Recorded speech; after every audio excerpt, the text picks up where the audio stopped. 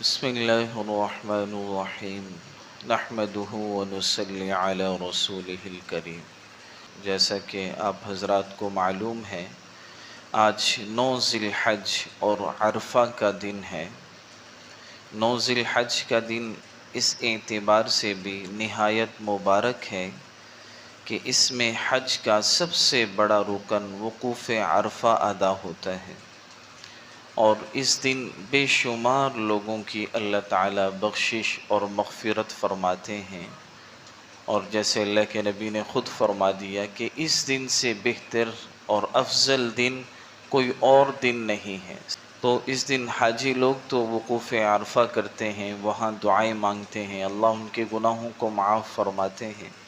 مگر اللہ تعالیٰ نے اس دن کی برکات سے غیر حاجیوں کو بھی محروم نہیں کیا۔ ہمیں بھی اللہ کے رسول نے کچھ اعمال بتائے ہیں کہ اگر ہم وہ اعمال کر لیں تو اللہ کی مغفرت ہمیں بھی حاصل ہو جائے گی، ہماری بھی بخشش ہو جائے گی۔ جیسے روزے کا حکم ہے آج کا، الحمدللہ اکثر ساتھیوں نے روزہ رکھا ہے، اور اسی طرح آج کے دن اپنے آپ کو گناہوں سے بچانا۔ اللہ کے نبی کا فرمان ہے، من حفظ لسانہ وسمع وبصر یوم عرفہ، کہ جس نے اپنی آنکھوں کی، کانوں کی، زبان کی عرفہ کے دن حفاظت کر لی، غفر لہ من عرفہ الی عرفہ، اللہ ایک عرفہ سے دوسرے عرفہ تک اس کے گناہوں کو اللہ معاف فرما دیں گے۔ اور آج کے دن کی خاص دعا بھی اللہ کے نبی صلی اللہ علیہ وسلم نے ہمیں بتائی ہے کہ یہ آج کے دن کی دعا ہے، تم بھی پڑھو اس کو، میں نے بھی پڑھا ہے، اور مجھ سے پہلے نبیوں نے بھی اس دعا کو پڑھا ہے۔ لا الہ الا اللہ وحدہ لا شریک لہ، لہ الملک ولہ الحمد وہو علی کل شیء قدیر۔ بڑی خوبصورت دعا ہے کہ اللہ کے سوا کوئی معبود نہیں، اس کا کوئی شریک نہیں، لہ الحمد، ساری تعریفیں اسی کے لیے، اور سارا کا ساری جو ہے فرمایا بادشاہت لہ الملک اسی کے لیے، اور وہ ہر چیز پر قدرت رکھنے والا ہے۔ تو یہ ہے کہ آج کے دن ہم اعمال کے ساتھ اس دن کو گزاریں، اور جو ہے خوب اللہ سے دعائیں بھی مانگیں، اللہ ہماری دعاؤں کو بھی قبول فرمائیں گے۔ اور آج یعنی 9 ذی الحج کے دن تکبیرات تشریق بھی الحمدللہ ہم نے شروع کر لی ہیں۔ تو یہ تکبیرات آج کی فجر سے اب ہم نے شروع کر لی، پڑھ لی ہیں۔ اب یہ جو ہے عید کے یعنی 13 ذی الحج کی عصر تک پڑھنے ہیں، اور یہ ایسا یعنی حکم ہے، کوئی سنت مستحب نہیں بلکہ واجب ہے یہ پڑھنا۔ قرآن میں ان کا اللہ نے حکم دیا، وَاذْكُرُوا اللَّهَ فِي أَيَّامٍ مَّعْدُودَاتٍ، کہ ان چند دنوں میں اللہ کا ذکر کرو۔ مفسرین نے لکھا ہے چند دنوں سے مراد ایام تشریق ہیں، کہ ان میں تکبیرات تم پڑھو۔ پہلے کیا ہوتا تھا، مشرکین مکہ بتوں کے نام پہ جانور چھوڑا کرتے تھے، بتوں کے نام پہ ذبح کرتے تھے، لیکن جب شریعت آئی، توحید آیا، اللہ کے نبی نے صحابہ کو فرمایا تم اللہ کے نام پہ جانور ذبح کرو، اور ساتھ یہ توحید کا نعرہ بھی لگاؤ کہ اللہ اکبر اللہ اکبر، اللہ سب سے بڑے ہیں، لا الہ الا اللہ، اللہ کے سوا کوئی معبود نہیں، اللہ اکبر وللہ الحمد، اللہ سب سے بڑے ہیں، ساری تعریفیں اللہ کے لیے ہیں۔ تو یہ تکبیرات پڑھنا جو ہے ہر کسی کے لیے، چاہے کوئی آدمی مسافر ہے اور مقیم ہے، چاہے جماعت کے ساتھ پڑھ رہا ہے نماز، چاہے تنہا نماز پڑھ رہا ہے، اگر کوئی آدمی بعد میں نماز پڑھتا ہے تب بھی اس کے لیے پڑھنا واجب ہے۔ سلام کے بعد فوراً ان تکبیرات کو ہم نے پڑھنا ہے 13 ذی الحج کی عصر تک، اور اذکار اور دعائیں وہ سب بعد میں، سب سے پہلے ہم ان کو پڑھیں گے۔ اور اس طرح جو ہے اگر کبھی رہ جائیں، بھول جائیں تو اس پر توبہ اور استغفار کریں، کیونکہ واجب حکم رہ گیا، اس کی قضا تو کوئی نہیں ہے۔ جب آپ نے کبھی بھول گئے، نہیں پڑھ سکے تو اس پر توبہ اور استغفار کریں۔ عید کے بعد بھی جو ہے ہم ان تکبیرات کو پڑھیں گے، اور ویسے بھی ان دنوں کے اندر ہم کثرت سے جیسے عام اذکار، ذکر، تسبیحات ہم کرتے ہیں، تو ان تکبیرات کو ہم کثرت سے پڑھتے رہیں۔ اور خاص کر جو ہے مستورات، اکثر ہم تو اکٹھے نماز پڑھتے ہیں باجماعت مسجد میں، ایک دوسرے کو دیکھ کر ہمیں یاد آ جاتی، مستورات کو بعض دفعہ پتہ ہی نہیں ہوتا، تو یہ ہماری ذمہ داری ہے کہ ہم انہیں یہ تکبیرات بتائیں، کہلوائیں، انہیں یاد کروائیں، اور ایسے وہ مصلے پر لکھ کر لگا لیں تکبیرات تشریق، یا اسی طرح جو ہے وہ کوئی نشانی رکھ لیں اپنے پاس، یا وہ بھی جو ہے اس طرح کا یعنی مل کے نماز پڑھ لیں، جماعت تو نہیں، علیحدہ سے، یعنی کہ ایک دوسرے کو یاد کرا دیں کہ یہ تکبیرات تشریق عورتوں نے بھی پڑھنی ہے، تو اس کا ہم گھروں میں بھی اہتمام کروائیں۔ اور جو آج کی رات ہے جس کو ہم چاند رات کہہ لیتے ہیں، شب عید کہتے ہیں، اس کی بھی حدیث مبارکہ کے اندر بہت فضیلت آتی۔ اللہ کے نبی صلی اللہ علیہ وسلم نے فرمایا، حضرت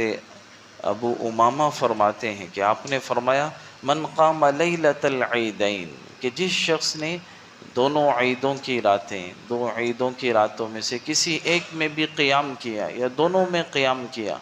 تھوڑی سی دیر، محتسبا للہ،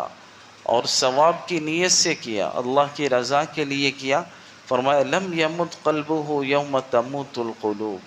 تو اس کا دن اس دن مردہ نہیں ہوگا جس دن لوگوں کے دل مردہ ہو جائیں گے، یعنی وہ آخرت کی گھبراہٹ سے محفوظ رہے گا۔ تو اس لیے بھائی کوشش کریں اس رات، آج کی جو رات ہے، اس میں بھی ہم عبادت کر لیں، تھوڑی سی رات کا حصہ عبادت کر۔ ایک اور حدیث مبارکہ میں آپ نے فرمایا، خمس لیال لا ترد فیہن الدعاء، 5 راتیں ایسی ہیں جن میں دعا رد نہیں ہوتی۔ ایک آپ نے فرمایا لیلۃ العیدین، دونوں عیدوں کی راتیں، ان میں بھی دعا جو ہے رد نہیں ہوتی۔ اسی طرح آپ نے فرمایا من احیا اللیال الخمس، کہ جس شخص نے 5 راتوں کو زندہ کر لیا عبادت سے، یعنی 5 راتوں میں عبادت کر لی، وجبت لہ الجنہ، اس کے لیے جنت واجب ہو گئی۔ اس میں بھی آپ نے یہ 2 راتیں فرمائی، لیلۃ العیدین، لیلۃ النحر، قربانی کی عید کی جو رات ہوگی، فرمایا اس دن اللہ تعالیٰ جو ہے انسان کی دعاؤں کو قبول فرماتے ہیں، اور ایسی دن عبادت کرنے والے کے لیے جنت واجب ہو جاتی ہے۔ اور جو اگلا دن ہوگا فجر کا دن، وہ قیمتی دن ہے، اس دن بھی جو ہے ہم کوشش کریں صبح جلدی اٹھیں، نماز فجر ادا کریں۔ عید کے مسنون اعمال یہ ہیں کہ آدمی جب عید گاہ میں آئے تو جو ہے تکبیرات پڑھتے ہوئے آئیں، بلند آواز سے ہم تکبیرات پڑھتے ہوئے آئیں، واپس جائیں تو تکبیرات پڑھتے ہوئے جائیں، اور راستہ بدل کر اگر آسانی ہو، 2 راستے ہوں تو راستہ بدل کر چلے جائیں، یہ بھی سنت ہے۔ اور عید الفطر میں تو یہ ہوتا ہے کہ حضور صلی اللہ علیہ وسلم جب عید کے لیے تشریف لاتے تو آپ علیہ السلام کچھ کھجور وغیرہ کوئی میٹھی چیز کھا کر آتے تھے، لیکن عید الاضحیٰ جو ہے اس پر آپ علیہ السلام کچھ نہیں کھاتے تھے، بلکہ آپ عید کی نماز جلدی پڑھتے، اور اس کے بعد جو ہے پھر آپ قربانی کے گوشت سے اس دن کھانے کی ابتدا فرماتے۔ تو اس میں ایک غلط فہمی یہ ہوتی ہے کہ بعض ساتھی سمجھتے ہیں کہ شاید ہمارا روزہ ہے،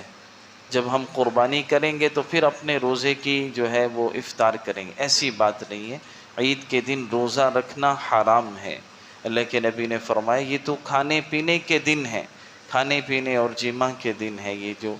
ایام تشریق کے ہیں، ان کے اندر آدمی روزہ نہیں رکھ سکتا۔ 5 دن ایسے ہیں کہ آدمی ان میں روزہ نہیں رکھ سکتا، تو روزے کا تصور نہیں ہے۔ اگر کسی کی قربانی لیٹ ہے تو وہ کھانا پینا پانی وغیرہ پی سکتا ہے، لیکن سنت یہ ہے اگر عید کے فوراً بعد قربانی ہو جائے گی تو اپنی قربانی کی گوشت سے آدمی ابتدا کر لے، یہ سنت ہے۔ لیکن جیسے میں نے عرض کیا کوئی آدمی شوگر کا مریض ہے، قربانی لیٹ ہے، تو وہ خام خواہ اپنی جان پر ظلم نہ کرے، روزے کا کوئی تصور نہیں ہے، روزہ نہیں ہے۔ اور اسی طرح جو ہے قربانی جب کرنی ہے تو قربانی کی بھی جو صحیح طریقہ ہے اس کے مطابق ہم کریں۔ جب قربانی ذبح کر رہے ہیں، ایک تو پہلی بات ہے کہ اپنے ہاتھ سے ذبح کریں،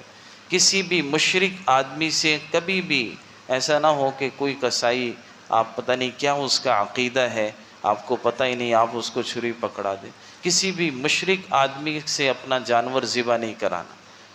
جس نے جانور ذبح کرنا ہے وہ پکا توحید والا ہونا چاہیے، اس کا عقیدہ صحیح ہو، پھر وہ جانور ذبح کرے۔ کوشش کریں اپنے ہاتھ سے ہم جانور ذبح کریں، اور قبلہ رخ اس کو کریں، اور چھری پہلے سے تیز رکھیں، ایسا نہ ہو جانور کو لٹا کر چھری کو ہم تیز کر رہے ہیں، ایسا نہ ہو، ایک جانور کے سامنے دوسرے جانور کو ذبح نہ کریں۔ جانور کی 3-4 رگیں کاٹنا بس، اس سے آگے حرام مغز کاٹنے نہیں دینا۔ بعض قصائی جلدی ہوتی ہے، انہوں نے بکنگ کی ہوتی ہے، فوراً جو ہے جانور کی پوری گردن اتار دیتے ہیں۔ ابھی جانور ٹھنڈا نہیں ہوتا، فوراً وہ کھال اتارنا شروع کر دیتے ہیں۔ ایسا نہیں، بس 4 رگیں کاٹنی ہیں، اس کے بعد پھر جو ہے کسائی کو اس سے کہنا ہے تھوڑا سا دیر رک جاؤ،